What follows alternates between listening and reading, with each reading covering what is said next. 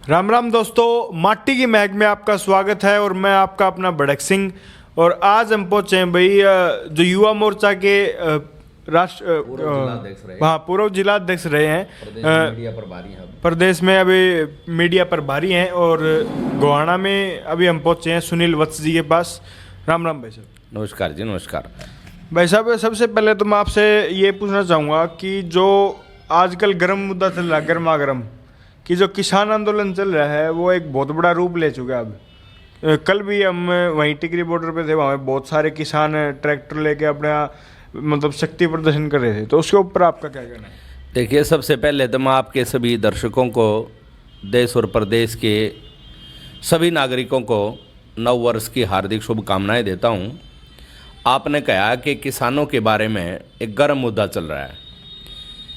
मैं आपके माध्यम से सभी से ये पूछना चाहता हूं कि जो नरेंद्र मोदी बगैर मांग के किसानों को 6,000 रुपये वार्षिक देता है, जो भाजपा किसान क्रेडिट कार्ड के माध्यम से 4% ब्याज पर किसानों को सस्ते ब्याज पर ऋण उपलब्ध कराती है, जिसने हेल्थ कार्ड बनाए हैं ज़मीन के, वो किसान विरोधी कैसे हो सकता है? ये कांग्रेस और अन्य दल जो अपनी राजनीतिक ज़मीन खो चुके हैं, यही लोग भोले भाले किसानों को बरगला करके, इन्होंने किसानों के लिए जो 3 अध्यादेश लाए थे, इन्होंने ना आप समझे ना किसानों को समझने दिया और बरगला के ये बता दिया कि ये अध्यादेश किसानों के विरोध में है।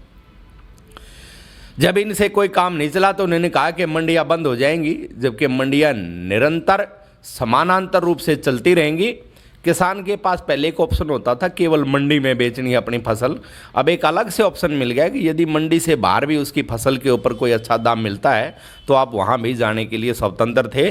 पहले किसान किसी और को बेचने के लिए अपने खेत से फसल ट्रैली वगैरह में लोड करके कहीं जाता तो उसको सरकारी कर्मचारी अधिकारी पकड़ लेते थे कि भाई मार्केट फीस की तूने चोरी की है। सिर्फ मार्केट फीस हटाई है और किसानों को एक स्वतंत्रता मिली है कि भाई आप अपनी फसल को कहीं बेच दें। मैं आपको एक उदाहरण देता हूं कि हरियाणा में बहुत सारा मध्य प्रदेश से गेहूं ला करके खाते हैं, ऐसे ही हरियाणा की फसल भी अन्य प्रदेशों में जाएगी तो उसको 10 रुपये अच्छे प्राप्त होंगे। और ये कांग्रेस और अन्य दल जो अपनी ज़मीन खो चुके, उन्होंने एक रास्ता ढूंढा कि किसान को, भोले भाले किसान को बहका दो, बरगला दो और अपनी राजनीतिक ज़मीन प्राप्त करो और किसान को रोड पर बैठा दो। जबकि नरेंद्र मोदी इस देश का वो नायक है जिसने राम मंदिर, वर्षों पुराना जो मुद्दा था, हिंदुओं की जो आस्था थी, जिसको कांग्रेस ने नहीं बनने दिया, राम मंदिर का निर्माण शुरू करवा दिया। धारा 370 जो इसे भारत माता के माथे पर एक कलंक था, उसको दूर किया। 3 तलाक जो हमारी मुस्लिम बहनों के साथ एक बहुत भद्दा मजाक था, 3 तलाक, उसको दूर किया। और KMP और KJP जो एक बहुत महत्वाकांक्षी योजना है, जो देश की एक हृदय है, उसको पूरा निर्माण करवा के उसको देश को समर्पित किया। और अब ये किसान को बरगलाना ये कांग्रेस और अन्य दल बंद कर दे। इनसे कांग्रेस की, किसानों की खुशहाली देखी नहीं जाती। कभी किसान खुशहाल होकर के तुम्हारी बहकाई में ना आए। यदि इन कानूनों में कोई कमी भी है तो नरेंद्र मोदी जी और पूरी टीम इनको दूर करने में लगी हुई है।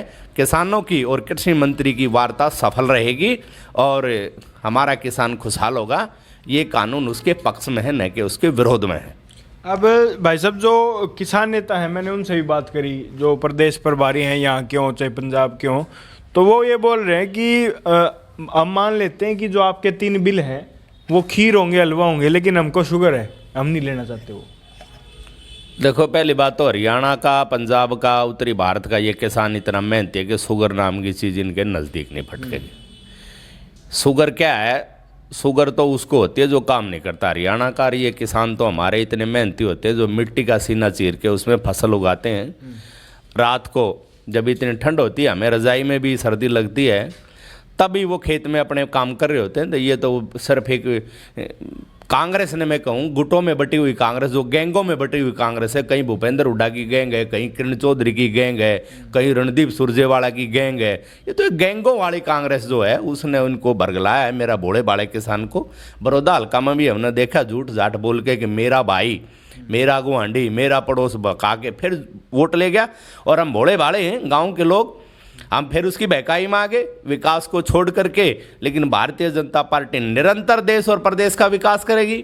उसके नेतृत्व में प्रदेश और देश का बहुत चहुमुखी विकास होगा और भारत आज विश्व के अग्रणी देशों में खड़ा हो गया। कांग्रेस को वो चीज़ पसती नहीं है। कांग्रेस तो यही चाहती है कि ये देश कभी आगे ना निकल जाए और उसका श्रेय मोदी जी को ना मिल जाए। 60 साल में इस देश को कांग्रेस ने लूटने में और खसोटने में, कचोटने में कोई कसर नहीं छोड़ी।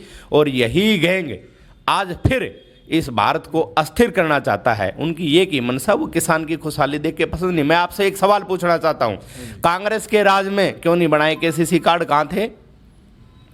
किसान के लिए उन्होंने किया क्या? खाद के लिए लाइन लगती थी, पुलिस वाले खाद बंटवाते थे, तब कहाँ थे? 24 घंटे बिजली हमारे मनोहर लाल जी ने दे दी। ये तो नौकरियां बेचने के लिए। भूपेंद्र हुड्डा तो इतना बड़ा प्रॉपर्टी डीलर था, वो तो जहाँ भी जाता ज़मीन देखते जाता और आते ही उठा के उसको ज़मीन को बेच देता। वाड्रा और ये 5-7 प्रॉपर्टी डीलरों के साथ मिलकर उसने इस भारत माता के साथ खिलवाड़ किया है, हमारी भूमि को बेचने का काम किया। जनता उसको कभी माफ़ नहीं करेगी। और ऐसे झूठे आंदोलन खड़ा करके वो चाहते। किसान आंदोलन चल रहा है, तो इसका जो निपटारा है वो कब तक होगा? बहुत जल्द मेरे किसान भाइयों को ये पता चल जाएगा कि नरेंद्र मोदी किसान का भाई है और वो किसान का हक छीनेगा नहीं, उसका हक उसको डबल करके देगा। ये तो सिर्फ एक बहकावे वाली बात है कांग्रेस की। और बहुत सारे मेरे किसान भाई जो समझ गए हैं वो वापस भी इस आंदोलन से आ चुके हैं और बहुत सारे आने लग रहे हैं।